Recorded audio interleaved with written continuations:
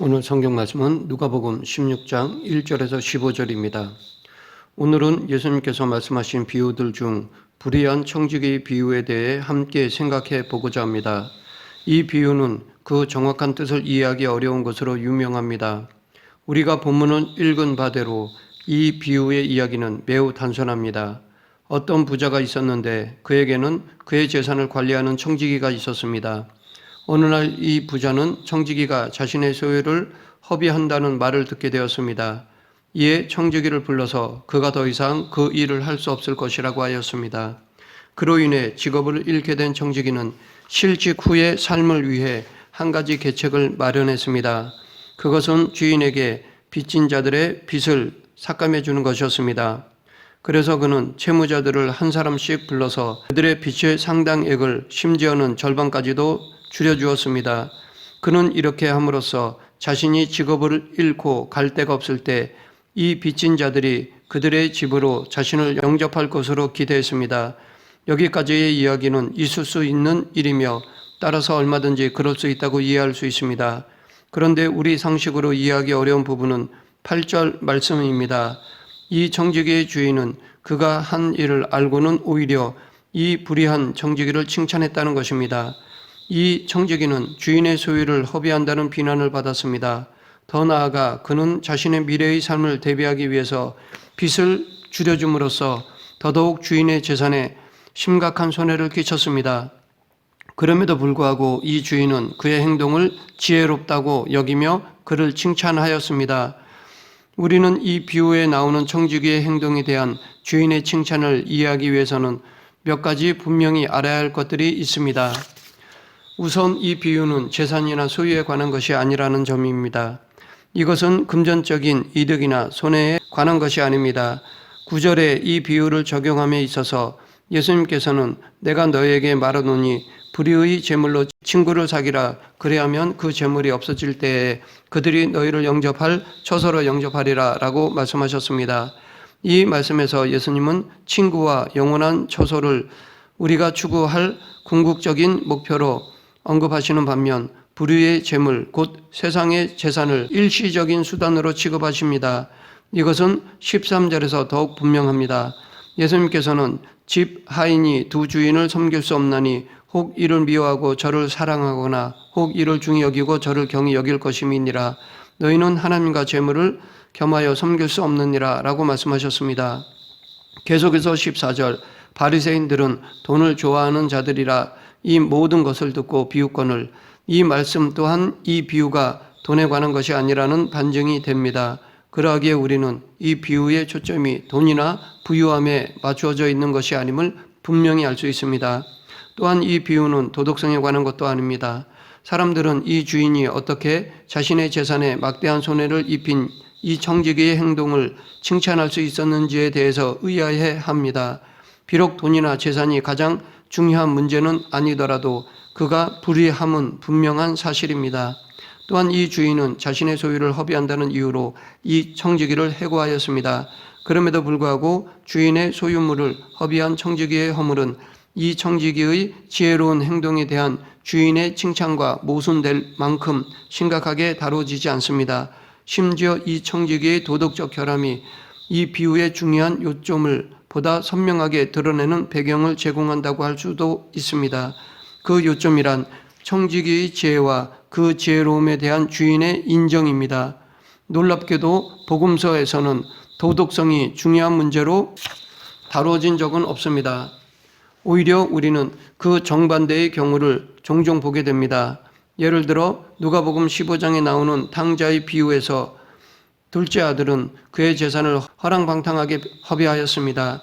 이 이야기에서 비슷한 습관을 가진 또 한 사람이 있습니다. 이는 그의 아버지입니다.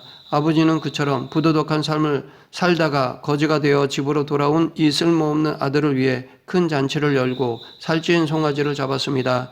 이로 인해 첫째 아들은 매우 화가 났습니다. 무엇보다도 아버지의 재산을 창기들과 함께 먹어버린 동생에 대해서 화가 났으며 또한 그런 몹쓸 녀석을 위해 살찐 송아지를 잡아 잔치를 베풀고 즐거워하는 아버지에 대해서도 화가 났습니다. 이 첫째 아들이야말로 그의 높은 도덕성을 자랑할 수 있는 유일한 사람이었습니다. 그래서 첫째 아들은 아버지께 내가 여러 해 아버지를 섬겨 명을 어김이 없거늘 내게는 염소 새끼라도 주어 내 보소로 즐기게 하신 일이 없었습니다 라고 하였던 것이었습니다. 하지만 예수님께서 이 탕자의 비유를 말씀하신 것이 이 큰 아들의 착함을 칭찬하기 위한 것이 아님을 우리는 잘 알고 있습니다. 오늘 본문 15절에서 예수님께서는 바리새인들에게 너희는 사람 앞에서 스스로 옳다 하는 자들이나 너희 마음을 하나님께서 아시나니 사람 중에 높임을 받는 것은 하나님 앞에 미움을 받는 것이니라 라고 경고하셨습니다. 이 비유의 요점은 청지기의 지혜와 또 주인이 이 지혜를 인정하고 칭찬한 것입니다. 그렇다면 어떤 점에서 이 청지기는 지혜로웠을까요? 그는 미래를 예측하고 또 그것을 위해 준비했습니다. 이것이 그의 지혜였습니다. 이 지혜를 가지고 그는 현명하게 행동했으며 또 그 열매를 수확하였습니다. 요셉은 애굽 왕 바로의 꿈을 해석하여 7년의 풍작과 7년의 대기근이 있을 것임을 예언하고 그것을 준비하였습니다. 선지자 다니엘 또한 느부갓네살 왕의 불가사의한 꿈을 통해 하나님께서 계획하신 미래의 역사를 보았습니다. 이들은 모두 높은 지혜와 통찰력을 가진 자들로 존경을 받았습니다. 이에 반해 하나님께서는 자기 백성들이 지혜와 분별력이 없음을 인하여 그들은 모략이 없는 민족이라 그들 중에 분별력이 없도다. 만일 그들이 지혜가 있어 이것을 깨달았으면 자기들의 종말을 분별하였으리라 라고 탄식하셨습니다. 예수님의 모든 가르침들은 예수님께서 이 땅에서 사역을 시작하시며 외치셨던 최후의 말씀 안에 다 요약되었다고 할 수 있습니다. 때가 찼고 하나님 나라가 가까웠으니 회개하고 복음을 믿으라. 참된 지혜란 이 땅에 임하는 하나님의 나라를 알고 이를 준비하는 것입니다. 그리고 예수님의 복음에는 무엇이 우리 앞에 기다리고 있는지 그리고 우리가 그것을 어떻게 준비해야 할 것인지에 관한 지혜들로 가득합니다. 그렇다면 가까이 오는 하나님 나라를 준비하는 데 있어서 우리는 어떤 삶을 살아야 할까요? 그것은 한마디로 말해서 충성됨입니다. 오늘 이야기의 주인공은 어떤 청지기입니다. 옛날의 청지기라는 직책은 매우 양면적인 성격을 띠었습니다. 어떤 집의 살림을 맡고 있는 청지기는 그 집의 식솔들에게는 왕과 같은 존재였습니다. 동시에 그는 주인에 대해 노예의 위치에 있었습니다. 이런 청지기의 지위를 잘 보여주는 좋은 예가 있습니다.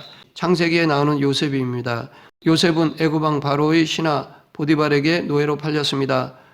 하나님께서 요셉이 하는 모든 일에 복을 주심을 본 보디발은 요셉에게 자신의 집과 모든 소유물을 통째로 다 맡겼습니다. 그는 모든 일들을 요셉에게 일임하고 간섭조차 하지 않았습니다.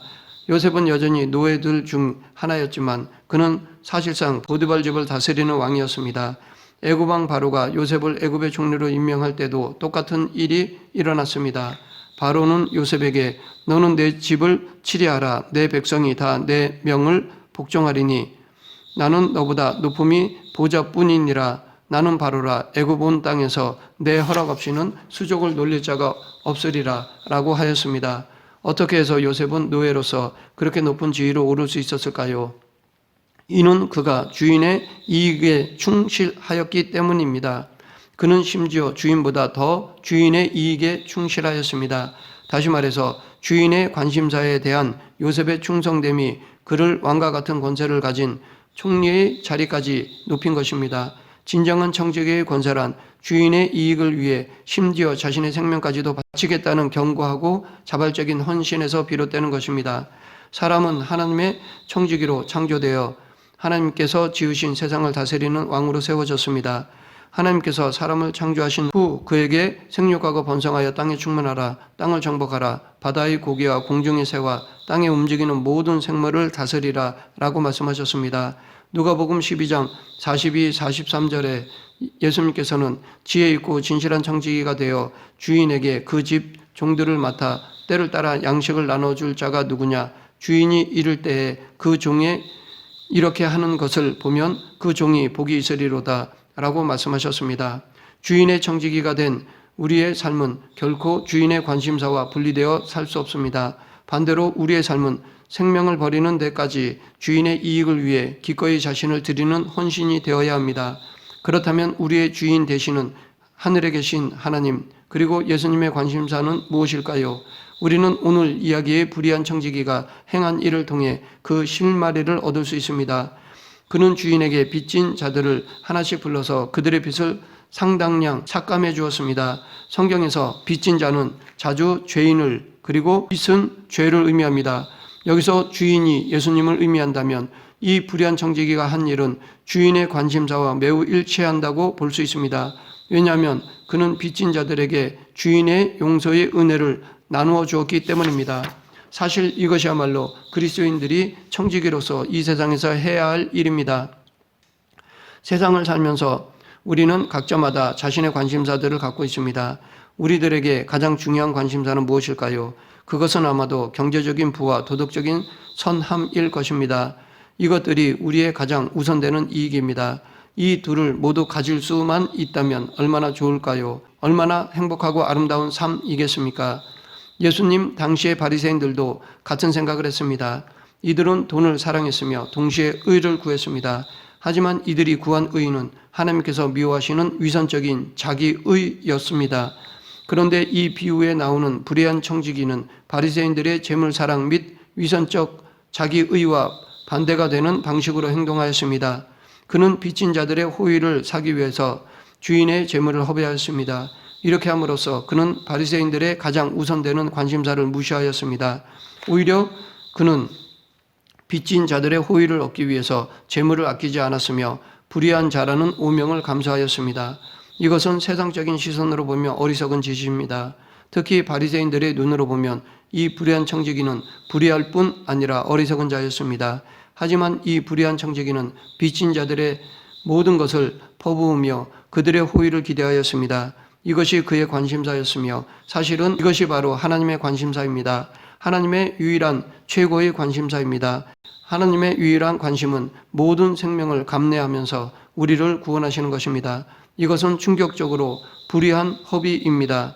하지만 하나님께서는 한 명의 잃어버린 영혼을 위해 이렇게 불의한 허비를 무릅쓰셨습니다. 하나님의 이와 같은 유일한 관심은 누가복음 15장 3절부터 7절에 나오는 예수님의 잃어버린 양의 비유에서 더욱 선명하게 드러납니다. 어떤 사람이 100마리의 양을 갖고 있는데 그 중에 한 마리를 잃어버렸을 때 그는 남은 99마리의 양들을 들판에 남겨두고 그 잃어버린 양 한 마리를 찾을 때까지 찾아다녔습니다.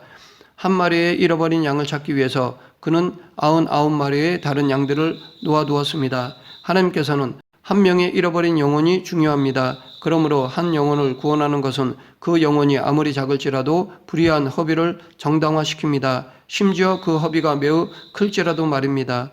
우리는 하나님의 유일한 관심사를 행하는 청지기들입니다. 그 유일한 관심사란 한 명의 잃어버린 영혼에게 예수 그리스도의 복음을 전하는 것입니다. 하나님의 관심은 우리의 도덕성에 있지 않습니다. 하나님의 관심은 우리의 경제적 부유함에 있지 않습니다. 하나님의 관심은 한 잃어버린 영혼을 구원하시는 데 있으며 이를 위해 당신의 독생자도 아끼지 않으셨습니다. 하나님께 예수님은 결코 다함이 없는 존재입니다. 하지만 하나님께서는 우리를 위해 이 엄청난 보화를 허비하셨습니다. 지금 우리에게 필요한 것은 이 하나님의 유일한 관심에 동참할 충성스러운 청지기적 자세입니다. 우리가 하나님의 유일한 관심사에 온전히 그리고 간절히 헌신하는 한 우리는 이 재물을 허비할 권리를 가진 세상의 왕이 되는 것입니다. 반대로 우리가 이 재산을 가지고 하나님의 잃어버린 영혼들을 위해 아무 일도 하지 않는다면 우리는 주인의 소중한 재산을 쓸데없게 만드는 불의한 청지기가 되는 것입니다. 말씀을 맺겠습니다. 우리는 하나님의 청지기입니다. 하나님께서 이 땅에서 일하라고 당신의 것을 맡겨주신 청지기입니다. 그러하기에 우리는 충성함으로 이 사명을 감당해야 합니다. 주인 되신 하나님의 마음을 헤아려 하나님의 뜻에 합당하게 맡겨주신 것을 사용하는 저와 여러분이 되길 간절히 축원합니다. 기도하겠습니다. 사랑과 은혜가 풍성하신 하나님 아버지, 하나님께서 맡겨주신 다함이 없는 재산을 하나님의 뜻에 맞게 사용함으로 하나님께 영광을 돌리고 기쁨을 드리는 자들이 되게 하여 주시옵소서. 예수님 이름으로 기도드립니다. 아멘.